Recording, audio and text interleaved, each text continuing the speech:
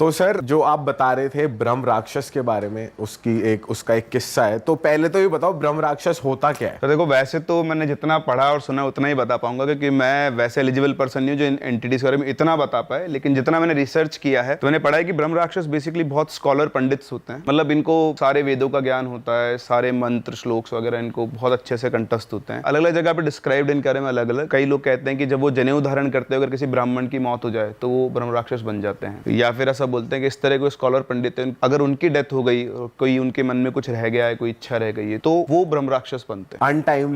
Untimely death होती है। और ऐसा नहीं कि हर ब्राह्मण ब्रह्म राक्षस बन सके, मतलब वो हाई लेवल स्कॉलर्स होते हैं जिन्होंने सारे वेद पुराण सब सारा ज्ञान होता है उनको बढ़िया, और वो ब्रह्म राक्षस बनते हैं। और इतने फियर्स होते हैं ना कि अगर किसी के पीछे पड़ गए, दुनिया की कोई ताकत उसे नहीं छुड़ा सकती। वो अपनी मर्जी के मालिक हैं। वैसे वो बहुत शांत होते हैं, किसी को परेशान नहीं करते। जहां है वहां, अलग अलग जगह मैंने पढ़ा है कि वो जनरली पीपल के पेड़ में रहते हैं। और ऐसा कहते हैं हिंदू पुराणों में कि पीपल के पेड़ में ब्रह्मा जी का भी निवास होता है। तो इसको पहचानने का भी तरीका होता है। मतलब बेसिकली अगर एक पेड़ नीचे से तने से हरा भरा है और ऊपर से सूख रहा है, तो दैट मींस उसमें ब्रह्म राक्षस का वास होता है, ऐसा कहा जाता है। और नाम भी उन्हीं से रिलेटेड है। नाम भी नहीं। अगर वो पेड़ नीचे से सूखा हुआ और ऊपर से हरा भरा है तो कहते हैं कि उसमें ब्रह्मा जी का निवास है।